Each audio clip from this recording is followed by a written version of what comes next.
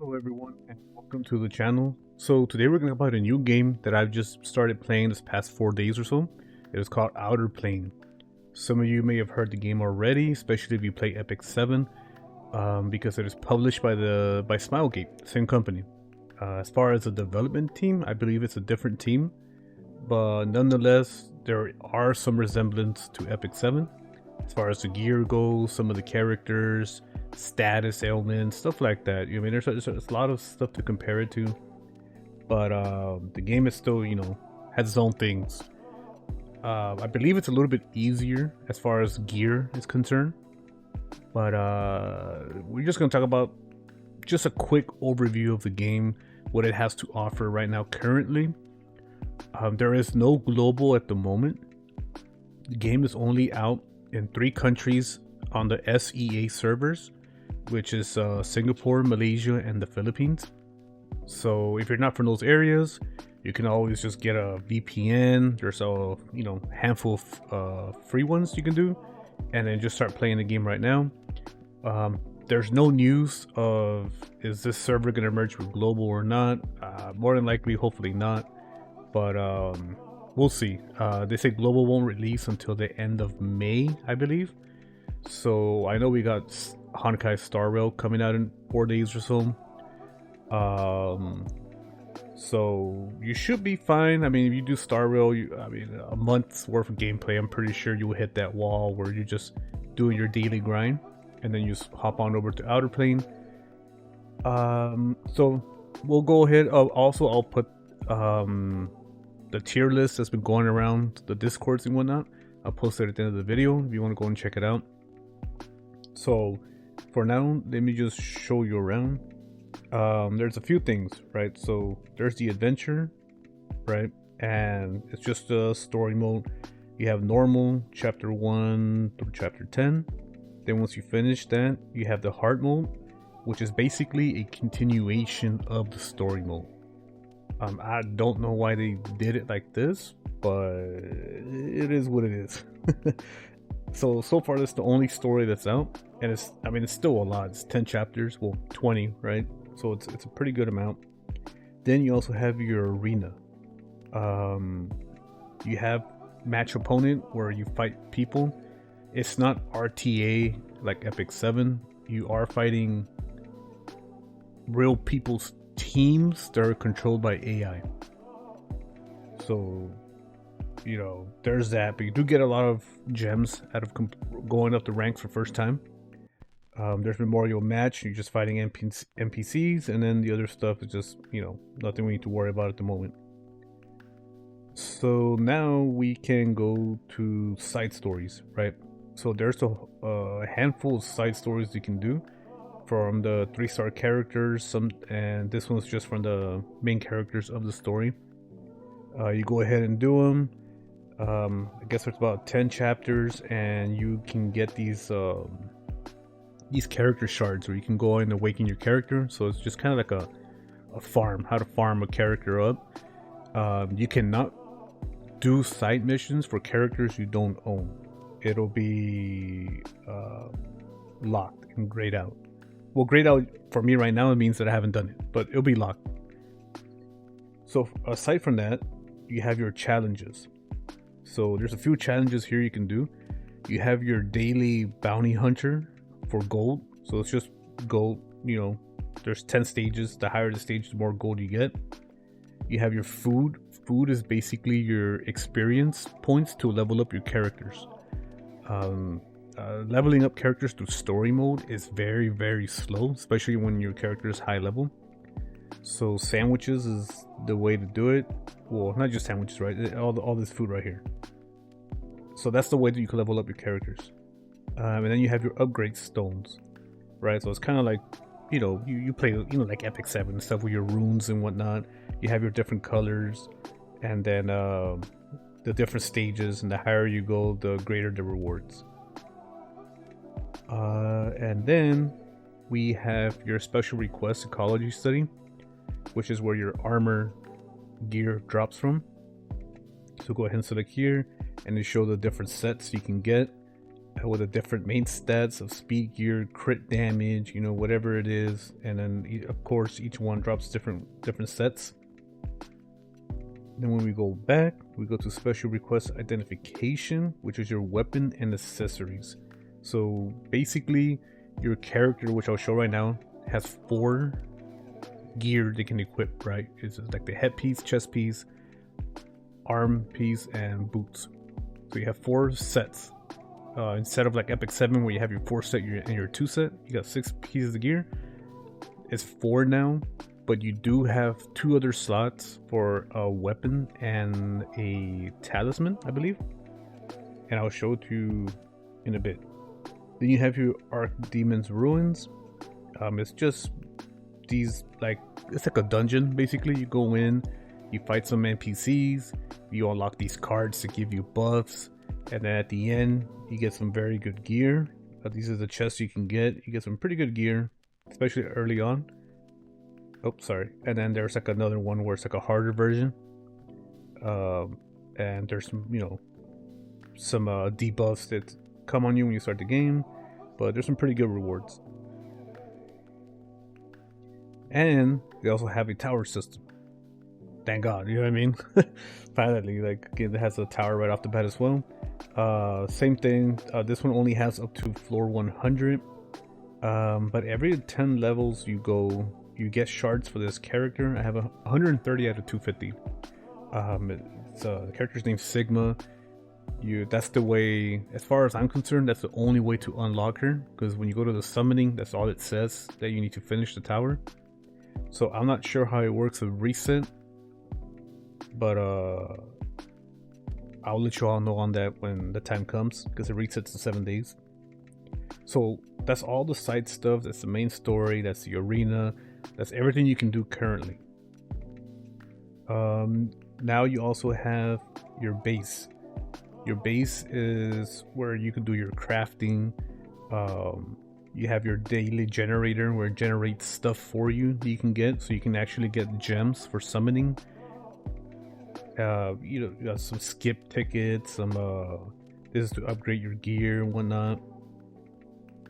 And then I don't want to go too in depth on this, but just though, you know, you have your expedition teams where you can send them out to get some food, upgrade gear, gold, items to increase trust for your units. So it's a lot of stuff you can do on the side, or at least running in the background. And you have your recruit. Right now they have the Lapis recruit.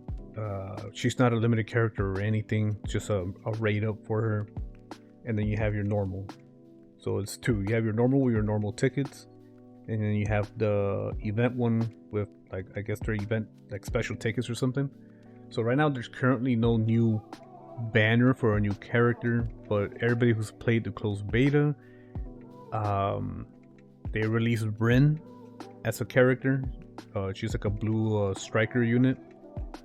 So we'll have to wait on that. There's no news on when she's gonna come out, but she came out in the closed beta, so everybody's assuming she's gonna be the one that comes in the banner.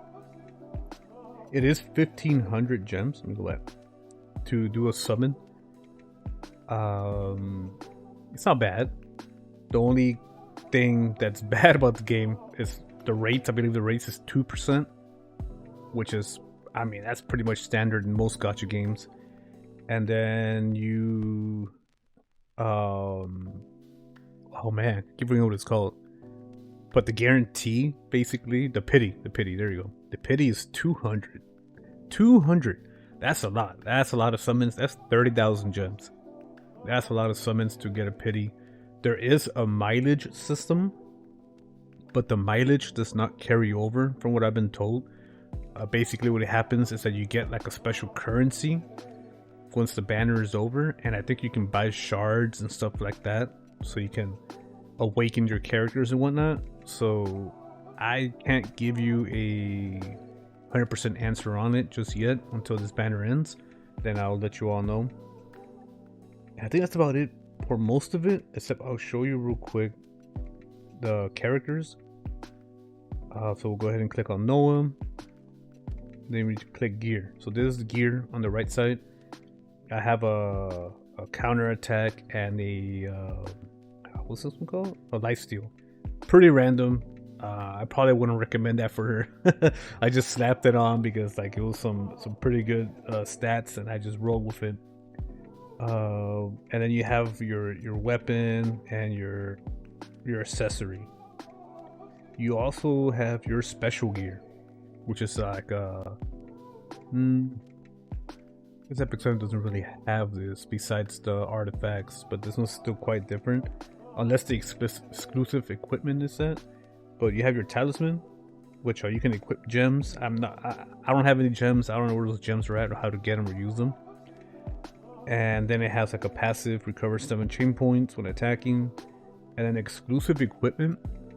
Every character has an exclusive equipment. You can only get it through maxing out their trust to level 10, which is a good thing, because a lot of games usually it's like it's a separate summon. They're like, oh, here's a different banner where you have to summon for that character's artifact or weapon or whatever it may be, right?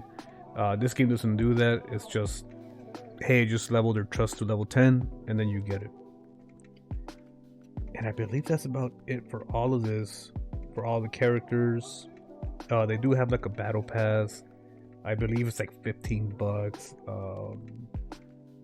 I mean, they got some okay stuff. I mean, they got a lot of pretty good stuff for gear and whatnot, and some tickets, but I'm not gonna do it. And then that's about it. I mean, I'm having a pretty much a good time here. They also have a guild function as well. Before I forget, I know I'm just pushing out all this information real fast. I'm just trying not to make a super long video.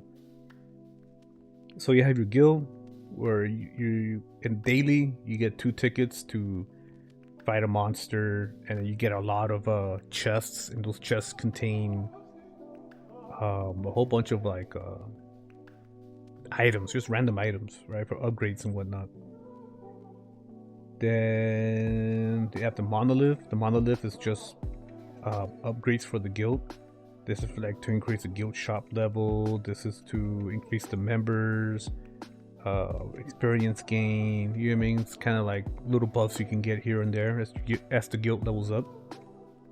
And then you have your guild shop where you can buy stuff, but if your guild shop is not leveled up, you can't get that much stuff. But there's daily, weekly guild supplies, and well, shop list is just the different shops in the game.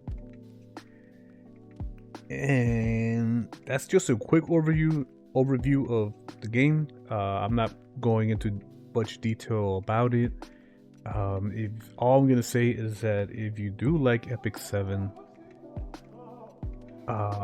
but you're a returning player to Epic 7, or you're a new player and you're just kind of like, man, I can't catch up, there's no way, or it's gonna take too long, and you kind of just don't want to play it, and go ahead and come over to Outerplane. It's pretty good, and it's new, but like I said, it's only on SEA servers. Global doesn't come out to the end of May. Hopefully that's what they put out. So just come in, check it out. I mean, some stuff is pretty challenging. You do gotta use units for certain situations, just like Epic 7 is. But it's like I said, some stuff is different, especially the fighting. They have a weird system for fighting where instead of what do they use? Souls instead of souls. It's action. You have the combo points, and then you have your action points for individual characters as well. It's a whole different thing. I will get into it on another video, but for now, I guess this is all I have for now. Yeah, for the game. I mean, come check it out. It's pretty good. They got some pretty cool models, the alts and everything.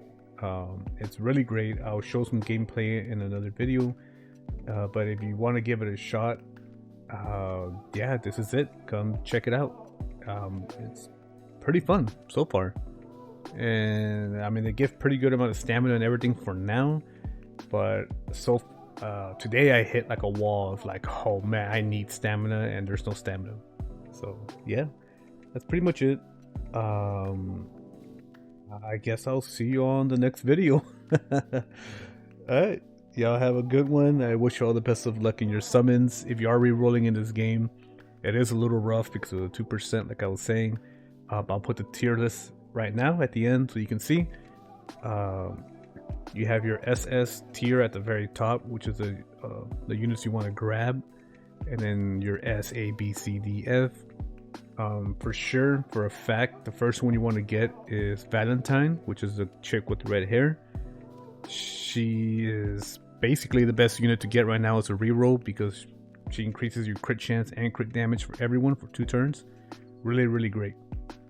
And then after that, you get a free selective summon. I probably should have mentioned that earlier. You get a selective summon. Not all 3 stars are in there, but some of them are there and they're pretty good. And it's either gonna people either choose Noah or Maxwell, but if you get Valentine, like I was saying, then get Noah, and it's just GG, easy clap. You run through the whole content and you're good to go. And yes, as you're seeing right there, there is a 2-star that is SS. So if you pick her up, she's really good, especially for tower. Yeah, alright, that's it. So if you guys have any questions for me, just let me know in the comments down below, and I'll see you all on the next one.